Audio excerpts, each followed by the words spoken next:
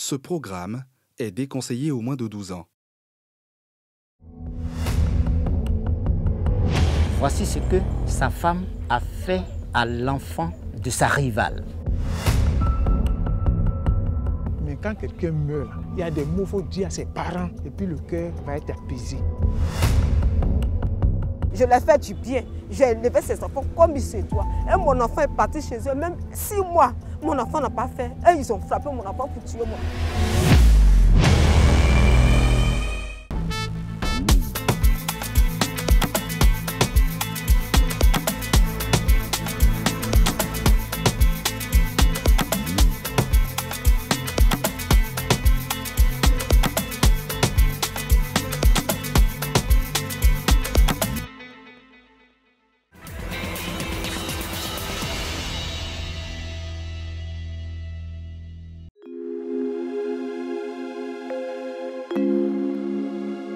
Homicide involontaire ou crime prémédité et réalisé de sang-froid.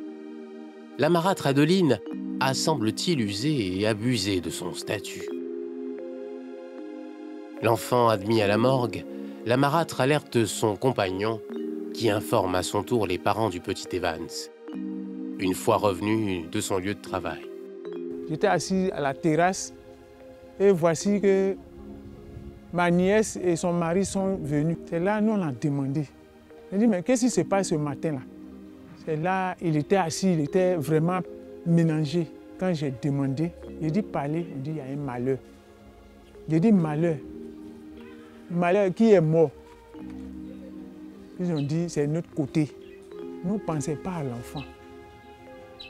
C'est là, il nous a dit que c'est l'enfant Evans qui est mort. En tout cas, on était incontrôlable. Le quartier était rempli dans la cour. Moi, je suis allé pour voir mon petit-fils à la morgue. Mais je vous assure, c'est pas possible. C'est pas possible. Quand j'ai regardé le dos de l'enfant, il y avait des traces bleues sur la peau. Toutefois, les raisons exactes de la mort du petit Evans ne sont pas encore connues. Du moins, Adeline, la marâtre, donne une autre raison à ses voisines, alertées par la mort de l'enfant. Ce jour-là, je suis venu un matin où je suis venu trouver qu'il y avait des pleurs dans la cour, chez eux à la maison. Et précipitamment, je me suis précipité, je suis allé la demander. Elle dit, ah madame, qu'est-ce qui s'est passé? Elle m'a dit que l'enfant est mort. J'ai dit, ah l'enfant, mon bébé jouait avec lui hier soir. Elle me dit oui. J'ai dit, mais l'enfant a eu quoi? Elle me dit que non, l'enfant dormait. Tard dans la nuit, il a piqué crise. Comme un feu de forêt, la nouvelle de la mort du gamin de 6 ans se répand dans la ville de Guiglo. Elle alimente les conversations de tous, sauf celle de la mère du défunt, Patricia, qui vit à Dalois. Comment l'en informer? Samedi matin, on m'appelle. On me dit, ah, que ta grand-mère est décédée, il faut venir. J'ai déposé les bagages, je suis partie. Arrivé là-bas, je pleure le nom, je rentre, je commence à pleurer le nom de ma grand-mère. On me dit non, ne pleure pas ta grand-mère. Ma grand-mère me dit, mais voici, je suis arrêtée là. Qu'est-ce qu'ils t'ont tué même, c'est ton enfant, ils ont tué. J'ai dit quoi? Il dit, Evan est mort. J'ai dit, mais mon enfant n'est pas tombé malade. Mon enfant a eu quoi? Il a eu quoi? Mon papa dit, ah, nous tous nous sommes rendus à la maison là-bas. Son papa dit que c'est une courte maladie.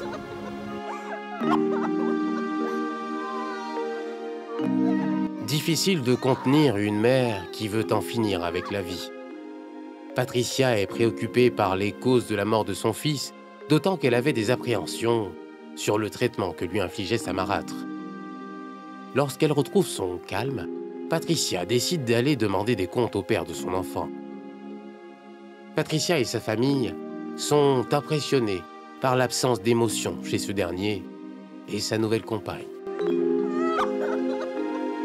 On est parti. Elle a commencé à pleurer. Elle est rentrée dans la maison. Quand le monsieur l'a vue, il est sorti. Elle est restée seule avec sa famille qui est venue. La femme en question était assise de l'autre côté. On était au dehors, à la terrasse là. Parce que dedans est rempli. Elle a commencé à pleurer. Je vous ai fait quoi? Qu'est-ce qu'il y a eu l'enfant? Et puis mes parents ne savent pas. Et puis moi-même, je ne sais pas, l'enfant est mort. Jusque-là, Jessica, 13 ans, en classe de CM2, sœur aînée du petit Evans, a suivi toute la scène mais a gardé le silence. Rassurée par la présence de la foule sous le choc et submergée par tant d'émotions, elle ne peut plus garder le secret. À un moment donné, elle avait la fille de son mari qui était à la maison qui est venue m'expliquer pour dire que non, que l'enfant n'est pas mort subitement, qu'elle a frappé l'enfant avec bois. Et puis l'enfant s'est évanoui. Donc le temps d'arriver à l'hôpital, l'enfant était déjà mort. Puisque l'enfant a passé toute la journée d'hier, il n'a pas mangé. Donc il a tapé à boire de pareil. Juste quand le bois de papalis s'est cassé. Donc l'enfant est mort. D'ici, elle va arriver à l'hôpital. Le ton monte au domicile du père d'Evans. L'atmosphère devient électrique. Les sœurs et tantes de Patricia, les voisines et sans oublier les badauds, tous se révoltent et veulent en découdre avec Adeline, la marâtre, présumée coupable de la mort du petit Evans.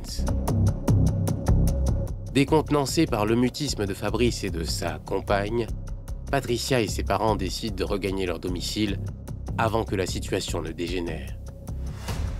Sur le chemin du retour, ils voient des véhicules de police se diriger au domicile de Fabrice. On a pris notre fille et puis on venait. C'est dans ça là, on a vu une voiture de police. Nous on n'a pas appelé, mais c'est un numéro vert qui a appelé le procureur pour dire qu'il y a une femme qui a tué un enfant là-bas. Et les gens sont venus, ils ont arrêté la femme, on a dit, on était dans le taxi, on a vu la voiture de la police, on dit on l'a arrêté. Pour nous, c'est son mari, comme les gens étaient beaucoup, il est encore habillé, c'est lui qui a appelé les gens pour que, en tout cas, les gens se dispersent. C'était pour l'arrêter. Depuis ces faits, il y a de l'eau dans le gaz entre Fabrice et son ancienne belle-famille. Patricia et les siens accusent Fabrice et sa compagne de n'avoir manifesté aucune émotion. Patricia et ses enfants étaient pendus à leurs lèvres. Mais ils ne leur ont pas livré d'explications, à l'exception de l'oncle du petit Evans qui fait ses révélations. Le père de mon petit-fils, il est passé par quelqu'une pour me dire « Je vais venir te voir pour qu'ensemble, nous partions dans la cour familiale pour présenter les excuses. Je vais me mettre à genoux pour présenter les excuses à la famille. Parce que moi-même, qui suis le mari là, je ne pouvais pas tuer mon propre enfant. Si ma femme a fait ça là, vraiment, je ne sais pas ce qu'il a pris. Ce n'est pas moi qui vais tuer mon enfant. Aujourd'hui là, je suis blâmé par ma famille. Parce que le fait que la scène s'est déroulée à domicile. Donc j'ai dit, bon d'accord, et comme il est beaucoup pris, quand il sera là, nous viendrons pour présenter les excuses. C'est lui qui va présenter les excuses, il va demander pardon à la famille. Et c'est ce qu'on attend. Aujourd'hui, elle a été arrêtée et elle se trouve à la prison civile de Mans. Depuis la mort de l'enfant jusqu'à aujourd'hui, le monsieur n'a jamais dit allô. Comment ça va à la maison pour dire qu'il va s'approcher de ma fille qui a perdu l'enfant. La mort là, nous tous on doit mourir. Mais quand quelqu'un meurt là, en tout cas, il y a des mots qu'il faut dire à ses parents. Et puis le cœur va être apaisé. Pour nous là, on a donné à Dieu. Le torchon brûle toujours entre le père du petit Evans et son ex-belle-famille.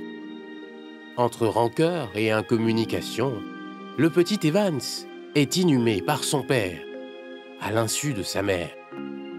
Il a fait un message, il dit de venir enterrer l'enfant. Il sait que moi je suis fâché, mais de venir, on va enterrer l'enfant, ça va quitter là. Elle dit, moi je ne sais pas ce qui a tué mon enfant. Donc moi je ne peux pas enterrer mon enfant comme ça. Si l'autorité me disait, la femme là, elle a vraiment frappé ton enfant, tué, mais voici, elle est en prison, c'est une chose que j'ai compris. Ou bien lui-même, il a dit que, vraiment, ce qui nous est arrivé là, c'est un accident. Mais ma soeur, on n'a qu'à regarder à Dieu. C'est un autre cas encore. Mais rien comme ça, j'ai venu enterrer mon enfant. Je ne peux pas. Mais je demande à la justice de faire son travail. Tant que la justice n'est pas rendue là, je n'aurai pas la peur du cœur. Parce qu'actuellement, je ne sais plus si je vais redevenir comme avant. Parce que mon enfant là, je l'aimais de tout mon cœur, il était à moitié. C'est à cause de lui que je me battais dans la vie pour pouvoir construire même un terrain pour lui, pour pouvoir lui donner une vie meilleure. Je ne suis plus normale, je ne suis plus en moi-même. Parce que où je suis moi-même, je me demande, est-ce que je vais avoir longue vie? Parce que jour et nuit, je pense à ça. Parce que cet enfant-là, il était, c'est-à-dire, il me donnait la joie. Je respectais ses conditions. L'enfant de maternelle, c'est lui qui me dit ça. Je veux que maman, tu ne peux même pas avoir gaz. Celui qui va venir te marier, là, il n'a qu'à avoir maison, voiture. Là, comme ça, tu ne vas plus souffrir. Un enfant comme ça me dit ça. Et c'est mon enfant là, vous tuez. À cause de quoi?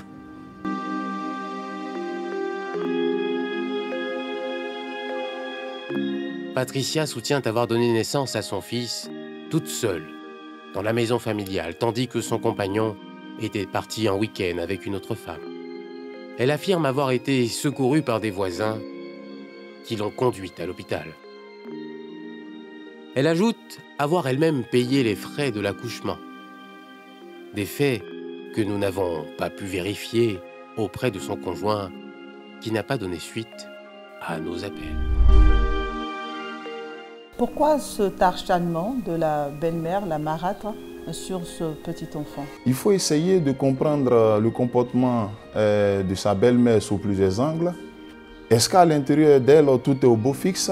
Est-ce qu'elle n'a pas vécu dans un environnement violent, un environnement agressif, où certainement elle-même, elle était battue? En termes de traits de personnalité, de traits de caractère, elle a des tendances à l'agressivité, à la violence. Il y a des individus qui éprouvent du plaisir à commettre des actes de violence, dans la douleur, dans la blessure de l'autre. La marâtre d'Evans est en ce moment en détention provisoire, la présumée coupable. Quelle sera la suite de la procédure et quelle peine encourt-elle? Dans le cas de la situation du petit Evans, il y a eu des coups et blessures, donc des violences qui ont été exercées sur cet enfant-là et qui ont potentiellement entraîné sa mort. Donc si les faits sont établis, eh bien l'auteur des faits, à savoir la marâtre, pourra risquer jusqu'à l'emprisonnement à vie. Parce qu'il y a des circonstances qu'on appelle les circonstances aggravantes qui tiennent à la personne de la victime. Quand la victime est une personne vulnérable, mineure, donc un enfant, personne qui n'a pas toute sa santé mentale, les faits à l'encontre de personnes vulnérables sont condamnés de l'emprisonnement à vie.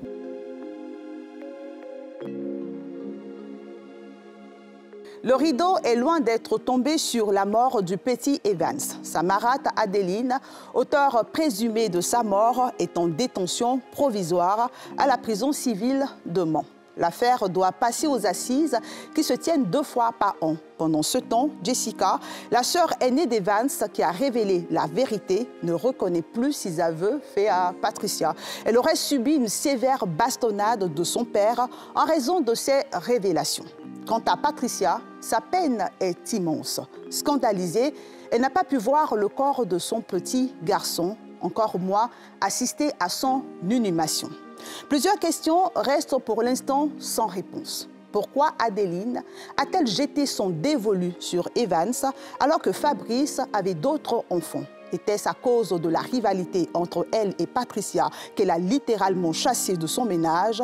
Le père était-il informé des maltraitances subies par le petit garçon? A-t-il fermé les yeux?